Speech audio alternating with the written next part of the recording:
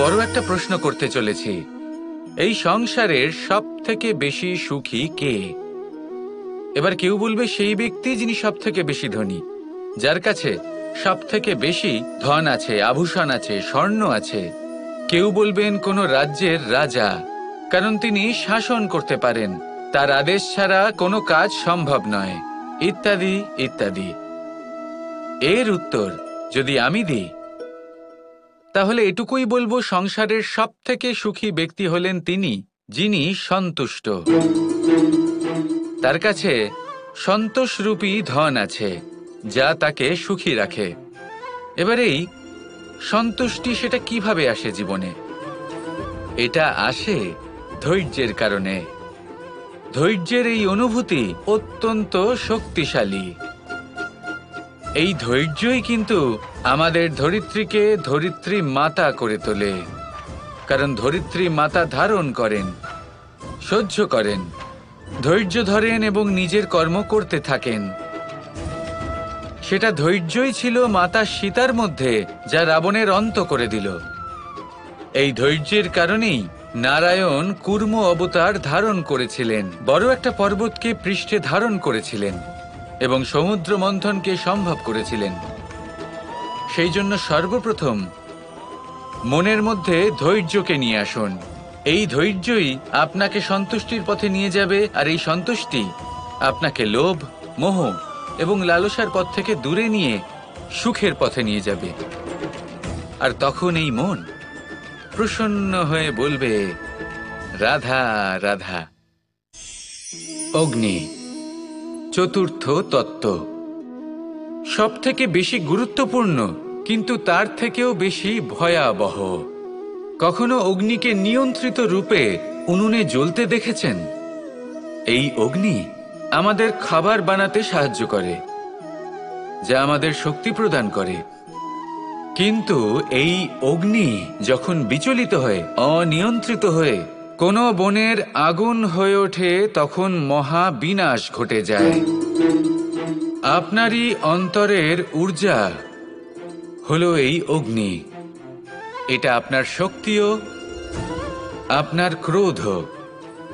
একে ব্যবহার কিভাবে করবেন তা আপনারই হাতে। যদি কোনো ব্যক্তি নিজের অন্তরের এই ঊর্জাকে ব্যবহার করেন শক্তির রূপে, তাহলে সে বিকাশ ঘটাতে পারে, নির্মাণ ঘটাতে পারে। কিন্তু যদি কোনো ব্যক্তি তার অন্তরের ঊর্জাকে বিধ্বংসী অস্ত্র বানিয়ে ফেলেন, তাহলে নিশ্চিত রূপে মহা বিনাশ ঘটতে পারে, যাতে বিনাশ তারও অবশ্যই হবে।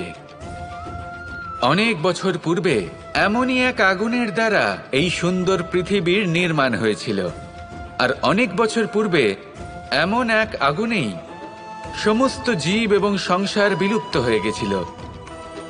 এবার আপনি আপনার অন্তরের ঊর্জা দ্বারা বিনাশ ঘটাতে চান নাকি নির্মাণ ঘটাতে চান, সেই সিদ্ধান্ত আপনারই।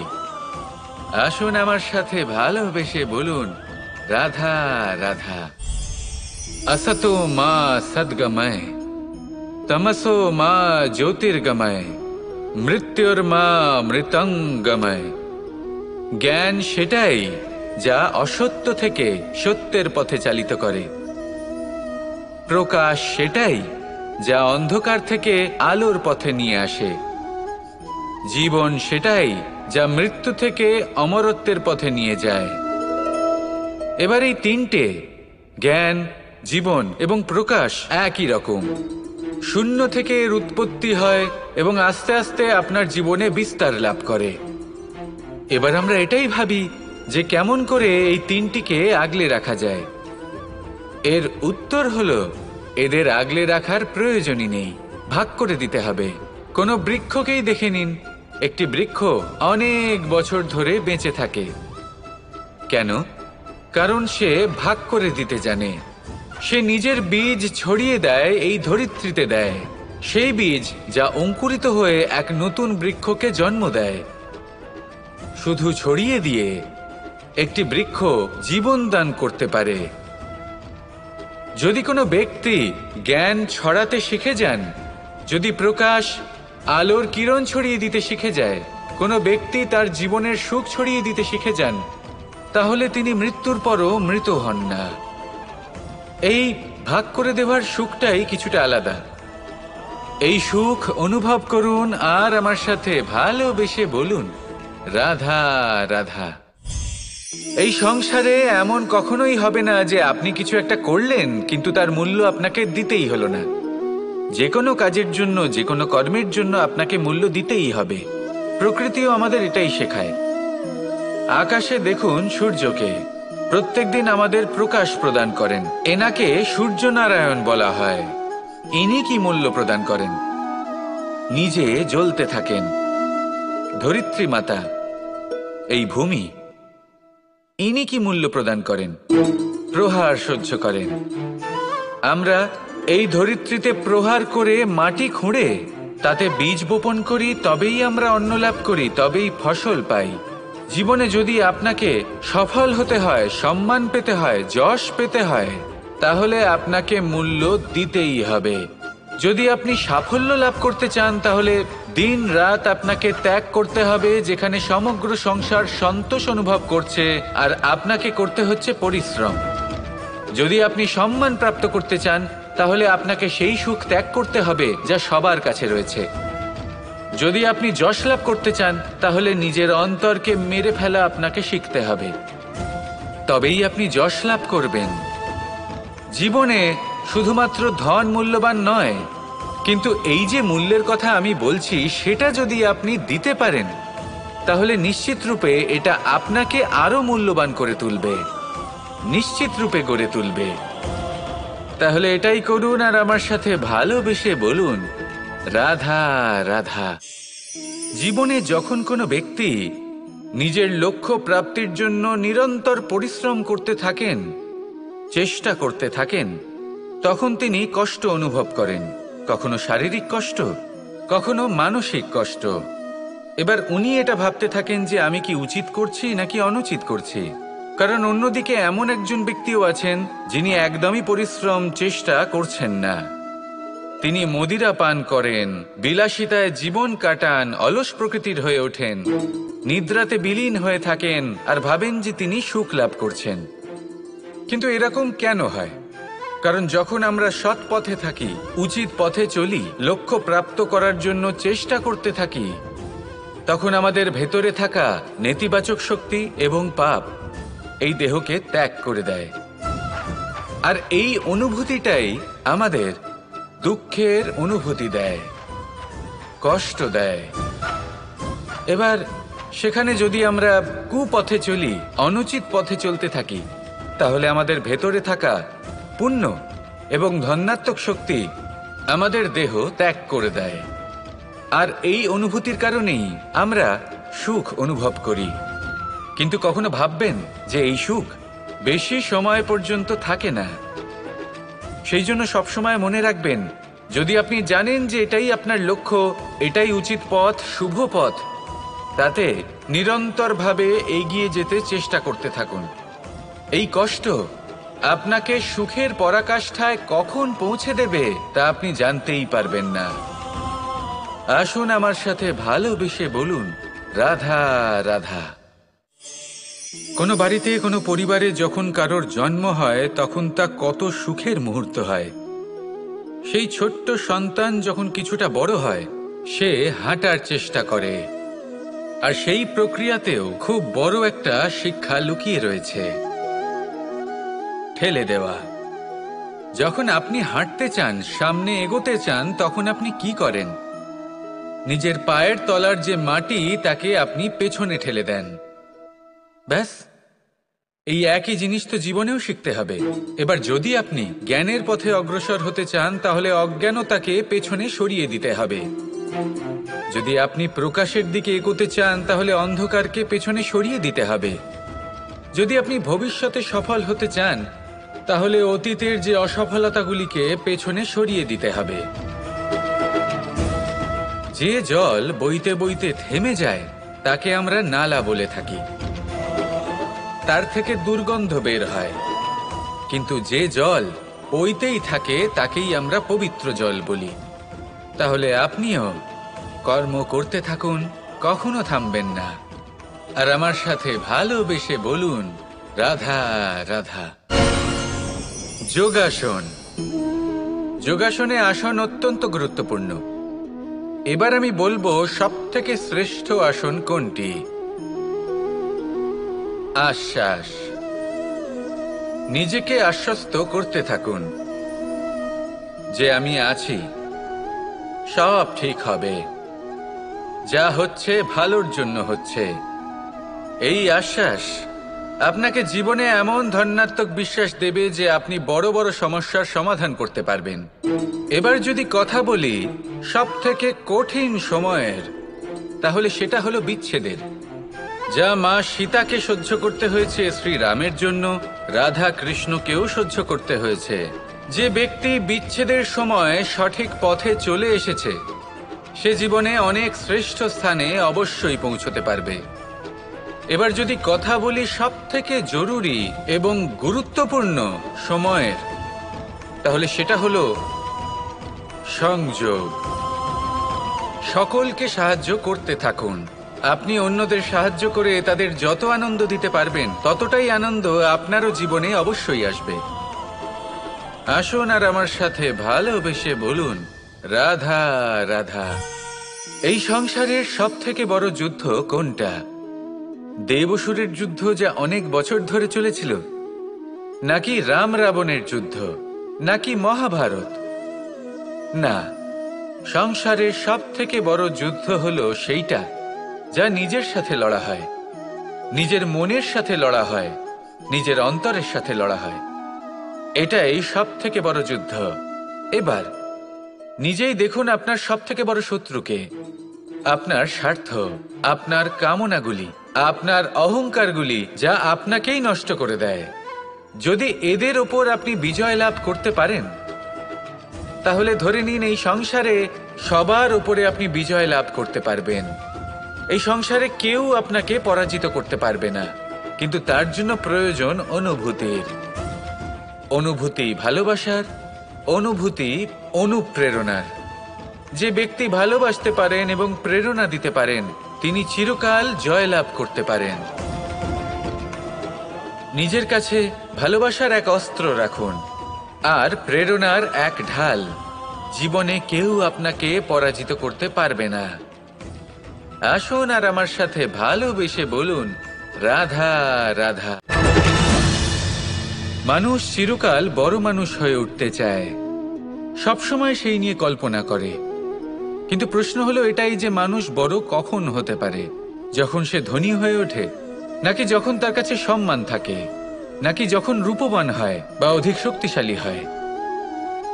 মানুষ বড় মানুষ তখনই হতে পারে যখন বিপদের সময় সে অন্য কোনো মানুষের পাশে এসে দাঁড়ায়। তাই সর্বপ্রথম এটা শিখুন। হয়তো এই জন্যই হনুমান শ্রীরামের কাছে এতটা বড়, আর হয়তো এই জন্যই বলরাম দাদা আমার কাছে এত বড়। যদি আপনিও জীবনে বড় হয়ে উঠতে চান, তাহলে কারোর সাথে তার দুঃখের সময়, তার সংকটের সময় তাকে সঙ্গ দিন আর পাশে এসে দাঁড়ান। এই মন প্রসন্ন হয়ে বলবে রাধা রাধা। জীবনে সবথেকে বেশি গুরুত্বপূর্ণ বস্তু কি? বাড়ি, বাহন, সোনা, ধন? যদি আমি সত্যি বলি, তাহলে জীবনে সবথেকে বেশি গুরুত্বপূর্ণ বস্তু কোনো বস্তুই নয়। যদি কিছু গুরুত্বপূর্ণ থাকে, তাহলে তা হলো অনুভূতি, করুণা, মিত্রতা, মাতৃত্ব, বাৎসল্য, আর সবথেকে বেশি গুরুত্বপূর্ণ ভালোবাসা।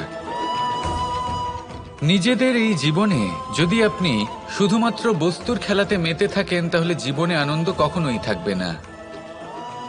নিজের এই জীবনকে অনুভূতির পীঠস্থান বানিয়ে তুলুন।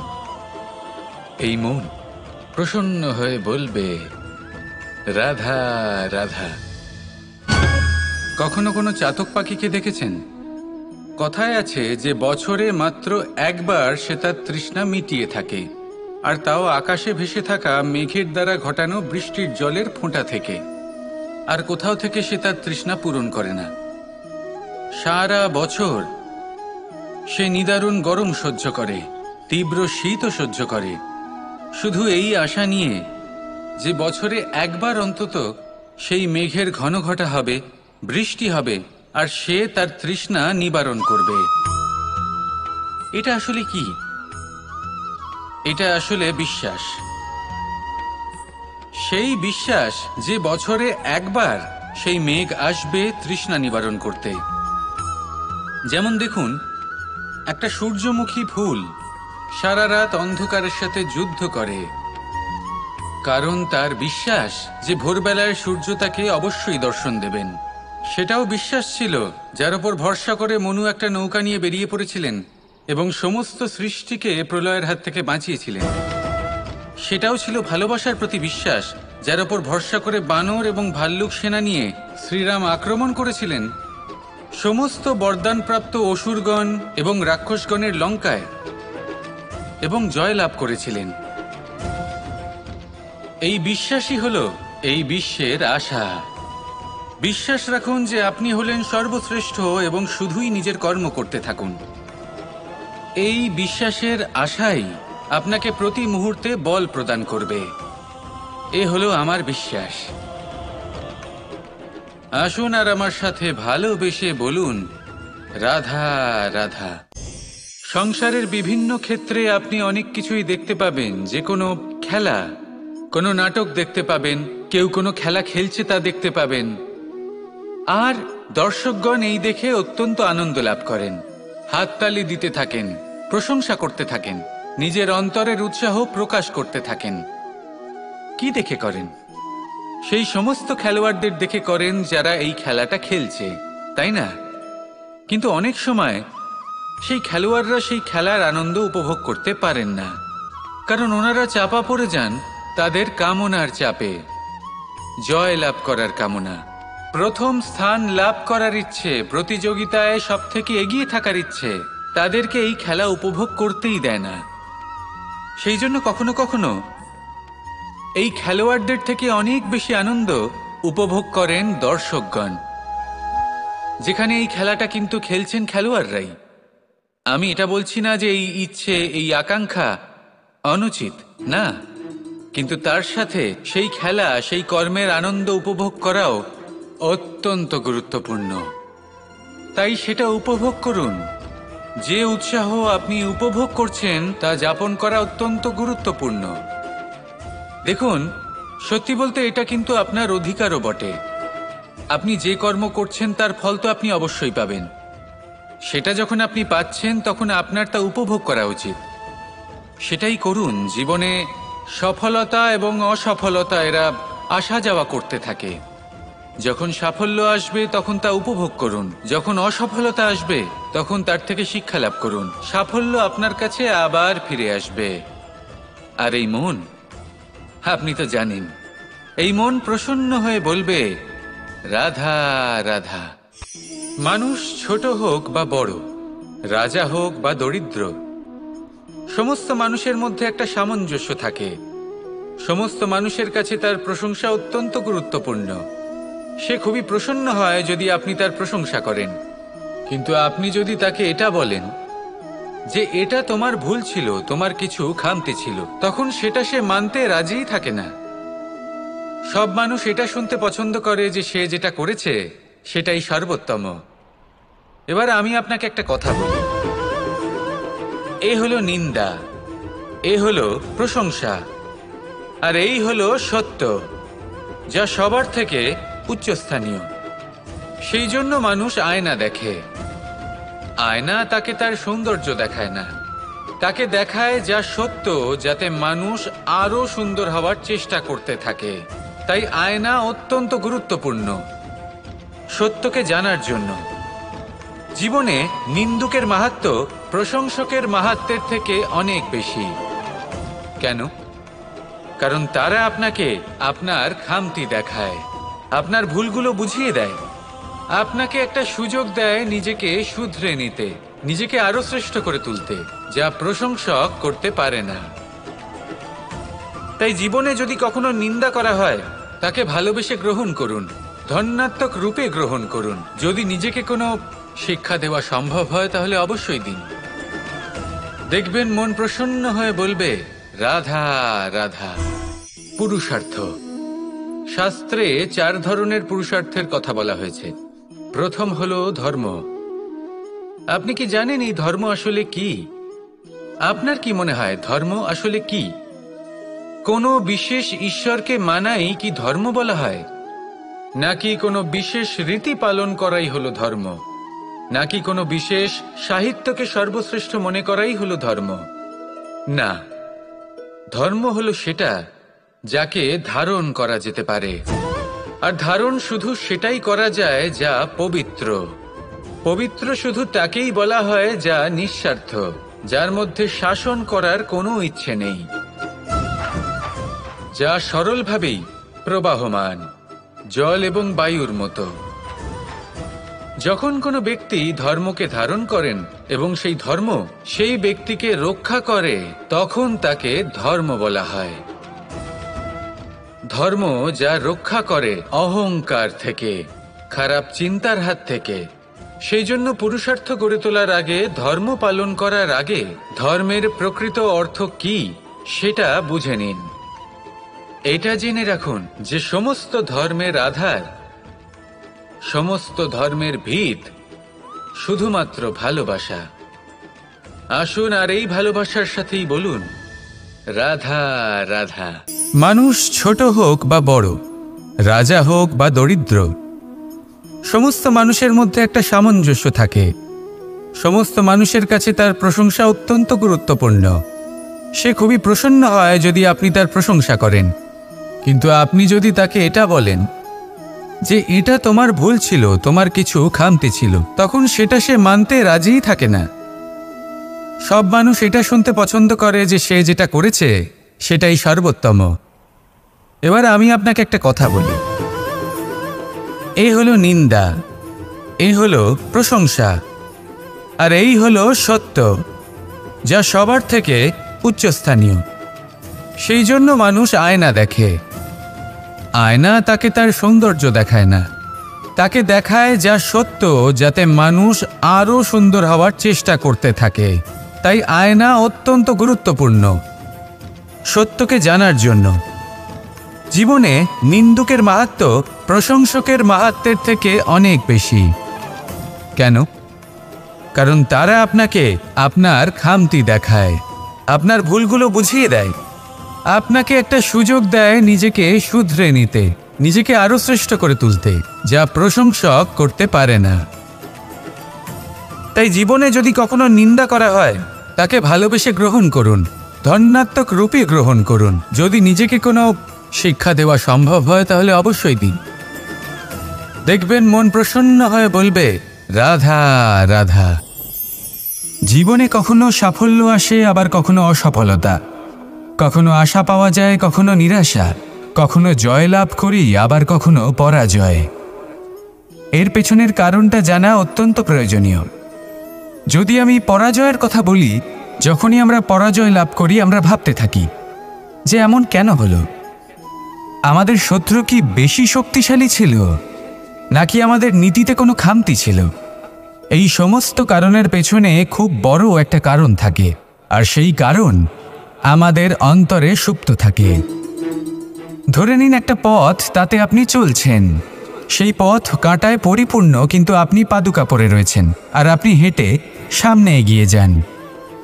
এবার এমন একটা পথ এলো যা পুষ্পে ঢাকা, আর আপনি পাদুকা পরে রয়েছেন, কিন্তু আপনার পাদুকাতে একটা পাথর আটকে গেল। তখন দু পা হাঁটাও খুব কঠিন হয়ে পড়ে। এই সংসারের যে কোনো শক্তি আপনাকে পরাস্ত করার পূর্বে আপনি জানেন কে আপনাকে পরাস্ত করতে পারে? আপনার অন্তরের দুর্বলতা, আপনার অন্তরের সেই সুপ্ত শত্রু। আর সেই জন্য ইতিবাচক মনোভাব গুরুত্বপূর্ণ হয়ে পড়ে। ভালো মানুষদের সাথে থাকুন, সৎসঙ্গে থাকুন, বন্ধুত্ব করুন, ভালোবাসুন।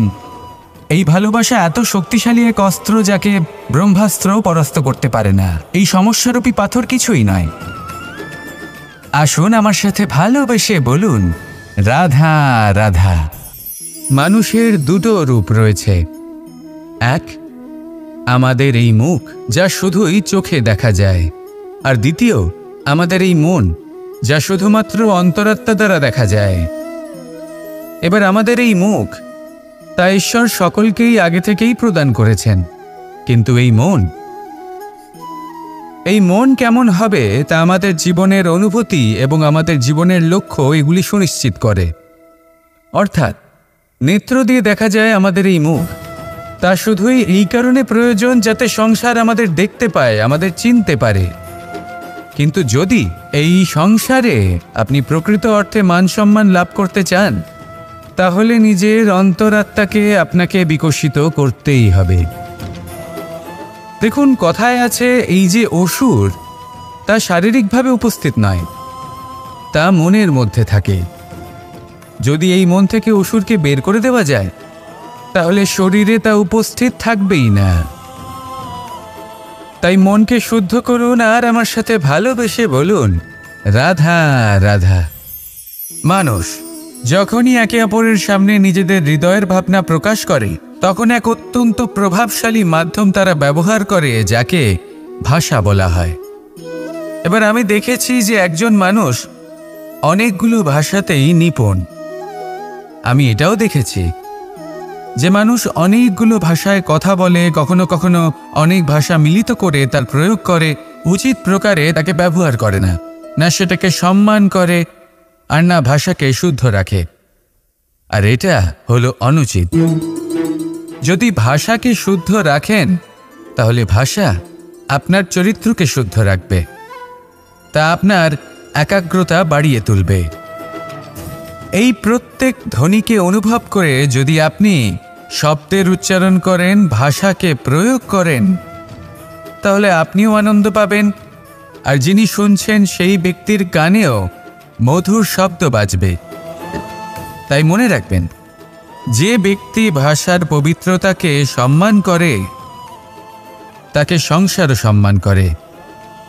ভাষাকে শুদ্ধ এবং পবিত্র রাখুন, তাহলে ভাষা আপনার চরিত্রকেও শুদ্ধ এবং পবিত্র রাখবে। আর এই মন সুপ্রসন্ন হয়ে বলবে, রাধা রাধা। এ হলো রামায়ণের সময়কালের কথা। সেতু নির্মাণ করার কাজ চলছিল। সমস্ত বানর সেনা এই কাজে নিযুক্ত হয়েছিলেন। বড় বড় পাথর তুলে নিয়ে এই বানর সেনা সমুদ্রে ফেলছিলেন। এই কাজ চলছিল। এমন সময় ছোট্ট একটা কাঠবিড়ালি এলো। ছোট ছোট মাটির ডেলা হাতে নিয়ে সাগরের কাছে যাচ্ছিল, আর বড় বড় পাথরের পাশে রেখে দিচ্ছিল, যথাসম্ভব সেখানে রেখে আসছিল। সারা দিন ধরে সে এই পরিশ্রম করেই যাচ্ছিল। এবার শ্রীরাম তার এই কাজ দেখতে পেলেন। সেই ছোট্ট কাঠবিড়ালিটিকে নিজের হাতে তুলে নিলেন এবং অত্যন্ত ভালোবেসে তার পিঠে হাত বুলিয়ে দিলেন। কথায় আছে যে কাঠবিড়ালির পিঠে যে দাগ আছে, সেই 3টি দাগ এসেছে শ্রীরামচন্দ্রের 3 আঙুলের থেকে। যে কাজ আপনি করছেন তাতে সমস্ত শক্তি প্রয়োগ করুন। যতটা আপনার সামর্থ্য রয়েছে, যতটা আপনার প্রতিভা রয়েছে, সম্পূর্ণভাবে উৎসর্গ করে দিন। ঠিক এমনভাবে কর্ম করুন। সেই কাঠবিড়ালি কিন্তু তাই করেছিল। সেই জন্য শ্রীরামের সাথে সেও সেই কাহিনীতে অমর হয়ে গেছিল। সম্পূর্ণ শক্তি প্রয়োগ করুন, সম্পূর্ণ সামর্থ্যের সাথে কর্ম করুন, কারণ এটাই হলো শ্রেষ্ঠ পথ কোনো কর্ম করার। আসুন আমার সাথে ভালোবেসে বলুন, রাধা রাধা। এই সংসারে যখন সাফল্যের পথে আপনি অগ্রসর হবেন, তখন আপনার পরিশ্রম, একাগ্রতা, সাহসের সাথে সাথে সমাজের মানসিকতাও সহ্য করতে হবে। প্রত্যেক ব্যক্তি কিছু না কিছু ভাবেন, কিছু না কিছু বলেন। কিছু মানুষ এমন আছেন যারা ভাববেন যে আপনি কিছুই করতে পারবেন না। তারা আপনার নিন্দা করবেন, আর এই নিন্দার কথা ভেবেই আমরা ভয়ভীত হয়ে পড়ি। সেই কারণে নিজেদের আশা, নিজেদের বিশ্বাস হারিয়ে ফেলি। এবার যদি সেই নিন্দার ভয়ে আমরা লক্ষ্যচ্যুত হই, তাহলে সেটা অনুচিত। সেই জন্য জীবনে শুধু পরিশ্রম করতে থাকুন, সামনে এগোতে থাকুন। যেই দিন আপনি আপনার লক্ষ্য লাভ করবেন, সেই প্রত্যেক ব্যক্তি যারা নিন্দা করছিলেন, তাদের দৃষ্টি আপনা থেকেই পাল্টে যাবে, ঠিক কিনা? এই সংসারকে যা প্রাণ চায় তাই বলতে দিন। যদি আপনি কারোর কথা শুনতে চান, তাহলে নিজের অন্তরের কথা শুনুন। সেটাই আপনাকে উচিত পথে নিয়ে যাবে। সামনে অগ্রসর হতে থাকুন, পরিশ্রম করুন। এমন একটা দিন আসবে যেদিন এই নিন্দুক ব্যক্তিরা আপনার লক্ষ্যপ্রাপ্তির উদাহরণ সবাইকে দেবে। আসুন আমার সাথে ভালোবেসে বলুন, রাধা রাধা। মানুষ সুখী জীবনযাপনের প্রতি এতটাই অভ্যস্ত হয়ে পড়ে যে একটা ছোট্ট সমস্যা এলেই সে সবার থেকে সাহায্য চাইতে শুরু করে দেয়। সে সাহায্য লাভও করে এবং সেই সংকট থেকে সে বেরিয়েও আসে। কিন্তু এই সাহায্য কিছু মুহূর্তের, আর কিছু মুহূর্তের হলো এই দুঃখ। এই 2 মুহূর্তের সাহায্যের জন্য আজীবন আপনি তার কাছে ঋণী হয়ে থাকেন। আর মানবিকতার খাতিরে আপনার মনে কৃতজ্ঞতা জেগে ওঠে। আর সেই কৃতজ্ঞতা বোধ হলো যে আপনি কখনো সেই ব্যক্তিকে ছাপিয়ে যেতেই পারবেন না। সেই জন্য জীবনে সবসময় চেষ্টা করবেন নিজেকে প্রস্তুত রাখতে সেই সব সমস্যার জন্য, সেই সব বাধার জন্য যেগুলো আপনার জীবনে আসতে পারে। ততক্ষণ সাহায্য চাইবেন না যতক্ষণ না অন্য কোনো পথ না থাকছে। সাহায্য চাওয়া অনুচিত নয়, কিন্তু সাহায্য চাইলে এবং সাহায্য পেলে আপনি আজীবন কৃতজ্ঞ এবং ঋণী হয়ে থাকবেন। আর তারপর একদিন আপনি পরিবর্তন দেখতে পাবেন যে কিভাবে আপনি ছোট ছোট সমস্যার জন্য সাহায্য না চেয়ে বড় বড় সমস্যার সম্মুখীন হতে প্রস্তুত হয়ে গেছেন। এটাই হলো সংসারের নীতি। এটাই পালন করুন আর আমার সাথে ভালোবেসে বলুন, রাধা রাধা। এমন অনেক মানুষ আছেন যারা আমাকে ভগবানের পরিভাষা জানতে চান, যে ভগবান আসলে কি, তিনি কেমন। এবার দেখুন, ভগবান হোক বা আপনার স্বপ্ন হোক বা আপনার লক্ষ্য হোক না কেন, সেই লক্ষ্য তখনই পূর্ণ হয়, তখনই তাকে লাভ করা সম্ভব যখন আপনার দৃষ্টিভঙ্গি মঙ্গলময় হয়। যখন আপনি নিজে মনে করবেন যে আমি যেটা পেতে চাইছি তা শুভ। উদাহরণস্বরূপ, কোনো পাখিকে দেখুন, সে গাছের ডালে বসে এবং সেখানেই বিশ্রাম করে, কিন্তু পড়ে না। কেন? কারণ ওর বিশ্বাস যে যে শাখার উপরে ও বসে আছে সেটাই হলো ওর বাসস্থান। যদি আপনি বিশ্বাস করেন তাহলে আপনি পাথরের মধ্যেও ভগবান দর্শন করতে পারবেন। আর যদি বিশ্বাস না থাকে, তাহলে যদি ভগবান সামনে দাঁড়িয়েও থাকে তবেও আপনার বিশ্বাস হবে না। তাই বিশ্বাস করতে শিখুন। এই বিশ্বাসের আধারেই আপনি সেই সব কিছু পাবেন যা আপনি পেতে চাইছেন। আসুন আমার সাথে ভালোবেসে বলুন, রাধা রাধা। গুরু, যিনি পথ দেখান, আমাদের জীবনে অত্যন্ত গুরুত্বপূর্ণ, অত্যন্ত আবশ্যক। কিন্তু কিছু মানুষ মনে করেন যে গুরুর কোনো প্রয়োজন নেই, কারণ এই সমগ্র জ্ঞান মানুষের অন্তরেই নিহিত রয়েছে। এবার প্রশ্ন এটাই, যদি সমস্ত জ্ঞান মানুষের অন্তরে নিহিত থাকে তাহলে গুরুর কি প্রয়োজন? আর যারা আজ পর্যন্ত গুরুকে মেনে এসেছেন তারা কি অনুচিত করেছেন? এর উত্তর আমি আপনাকে দেব একটা উদাহরণ দ্বারা। একটা কাঠ যা জ্বলনশীল, জ্বলনের ঊর্জা তার অন্তরে নিহিত রয়েছে, কিন্তু তার জ্বলনের জন্য বাইরে থেকে একটা অনুঘটকের প্রয়োজন হয়। এই অনুঘটকই হলেন আপনার গুরু। উত্তাপ যা একটা কাঠকে জ্বালাতে পারে, সেই উত্তাপ হলো গুরুর প্রচেষ্টা। যদি সেই গুরুই না থাকে, তার প্রচেষ্টাই না থাকে, তাহলে সেই সমস্ত জ্ঞান যা মানুষের অন্তরে নিহিত তা ব্যর্থ হয়ে যাবে। যদি আপনার সাথে আপনার গুরু থাকেন, আপনার পথ প্রদর্শন করেন, আপনার অন্তরের জ্ঞানকে বাইরে নিয়ে আসতে পারেন, তাহলে তাকে সম্মান করুন আর আমার সাথে ভালোবেসে বলুন, রাধা রাধা। असतो मा सद्गमय, तमसो मा ज्योतिर्गमय, मृत्युर्मा मृतंगमय। জ্ঞান সেটাই যা অসত্য থেকে সত্যের পথে চালিত করে। প্রকাশ সেটাই যা অন্ধকার থেকে আলোর পথে নিয়ে আসে। জীবন সেটাই যা মৃত্যু থেকে অমরত্বের পথে নিয়ে যায়। এবার এই তিনটে, জ্ঞান, জীবন এবং প্রকাশ, একই রকম। শূন্য থেকে এর উৎপত্তি হয় এবং আস্তে আস্তে আপনার জীবনে বিস্তার লাভ করে। এবার আমরা এটাই ভাবি যে কেমন করে এই তিনটিকে আগলে রাখা যায়। এর উত্তর হলো এদের আগলে রাখার প্রয়োজনই নেই, ভাগ করে দিতে হবে। কোনো বৃক্ষকেই দেখে নিন, একটি বৃক্ষ অনেক বছর ধরে বেঁচে থাকে। কেন? কারণ সে ভাগ করে দিতে জানে। সে নিজের বীজ ছড়িয়ে দেয়, এই ধরিত্রীতে দেয়, সেই বীজ যা অঙ্কুরিত হয়ে এক নতুন বৃক্ষকে জন্ম দেয়। শুধু ছড়িয়ে দিয়ে একটি বৃক্ষ জীবন দান করতে পারে।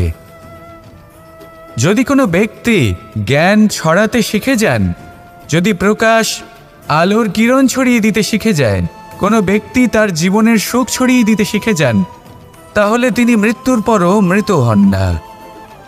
এই ভাগ করে দেওয়ার সুখটাই কিছুটা আলাদা।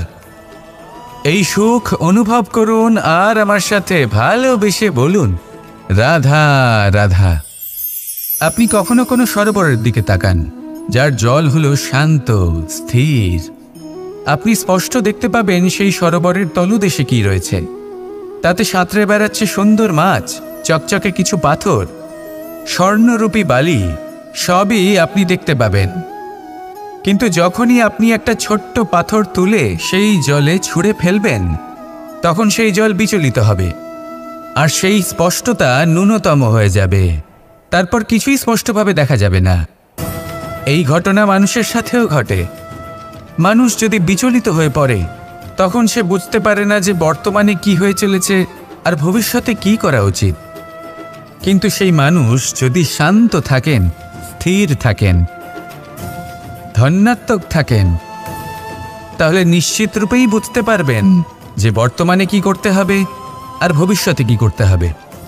তাই নিজের মধ্যে সেই স্থিরতা আনুন, সেই ধৈর্য ধরুন, নিজেকে শান্ত রাখুন আর সবার মধ্যে ভালোবাসা ছড়িয়ে দিন। এই মন প্রসন্ন হয়ে বলবে, রাধা রাধা। সম্পর্ক এ হলো এক বন্ধন যা আমাদের এক সূত্রে বেঁধে রাখে। কিন্তু এমন কিছু ব্যক্তি থাকেন যারা এই সম্পর্কের বিষয়ে নিজস্ব একটা ধারণা করে ফেলেন যে সম্পর্ক এরকম হওয়া উচিত, সম্পর্ক সেরকম হওয়া উচিত। আমি এই সম্পর্কের জন্য কত কিছু করেছি এই ব্যাখ্যা করতে থাকেন আর তার বদলে অনেক কিছু প্রত্যাশাও করেন। কিন্তু সত্য হলো এটাই যে সব সম্পর্ক একরকমের হয় না, কিন্তু প্রত্যেক সম্পর্কের একটা বিশেষত্ব থাকে। যেমন চোখ আর নাকের এই সম্পর্ককেই দেখুন। চোখের সব থেকে কাছে কে আছে? নাক আছে। কিন্তু এই চোখ দিয়ে এই নাককে আমরা দেখতেই পাই না। তবে কি ধরে নেব এই সম্পর্কের কোনো মূল্য নেই? এমনও নয়। ঠিক এইভাবেই যদি কোনো ব্যক্তি তার আবেগ আপনার কাছে ব্যক্ত করতে না পারেন বা প্রকট করতে না পারেন বা আপনাকে বোঝাতে না পারেন, তাহলে তার মানে এটা নয় যে তার সাথে আপনার সম্পর্কের তিক্ততা রয়েছে। এমনটা কখনোই নয়। শুধু চোখ আর নাকের এই সম্পর্কের মতোই হলো আমাদের জীবনে আমাদের আপনজনের সাথে সম্পর্ক। যদি কারোর ব্যবহার আপনার প্রতি অনুচিত হয় বা যদি কেউ অনুপস্থিত থেকে থাকে বা কেউ যদি আপনাকে বুঝতে না পারেন, তাহলে তার অর্থ এটা নয় যে আপনি সেই সম্পর্ক ভেঙে ফেলবেন। বুঝুন, আপনার জীবনে তার গুরুত্ব কোথায় আর তার জীবনে আপনার। সম্পর্ক গড়ে তুলুন, তাকে পালন করতে শিখুন, একসাথে মিলে চলুন।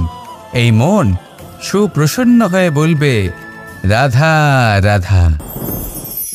এই সমগ্র সংসারের সবথেকে গুরুত্বপূর্ণ ব্যক্তি কে? স্বয়ং আপনি। নিজের জন্য তো বটেই, তাই না? কারণ যখন আপনি জন্মগ্রহণ করেন, নিজের চোখ খোলেন, এই সংসারে আসেন, তখনই তো এই সংসারকে আপনি দেখতে পান, অনুভব করতে পারেন। এখানকার আবেগ, এখানকার মানুষজন তখন থেকেই অনুভব করেন। যদি আপনি না থাকেন, তাহলে এই সংসারের অস্তিত্ব আপনার কাছে শূন্যের সমান, তাই না? আপনি না থাকলে এই সংসারও আপনার কাছে নেই। এবার সবাই বলবেন যে এ তো সত্যি কথা। সেই অনুযায়ী তো আমার স্বার্থপর হওয়া উচিত, অহংকারী হওয়া উচিত, কারণ আমার কাছে আমিই তো সব কিছু। দৃষ্টিভঙ্গি পাল্টে দেখুন। আপনার কাছে সবথেকে বেশি গুরুত্বপূর্ণ ব্যক্তি কে? আপনি নিজেই। সেই মানুষটি কেমন হওয়া উচিত একটু ভেবে দেখুন। সবসময় সকলকে সাহায্য করুন, একসাথে মিলে পরিশ্রম করুন, সাহায্য করুন অন্যদেরকে, এটা অতি আবশ্যক। এবং তার থেকেও বেশি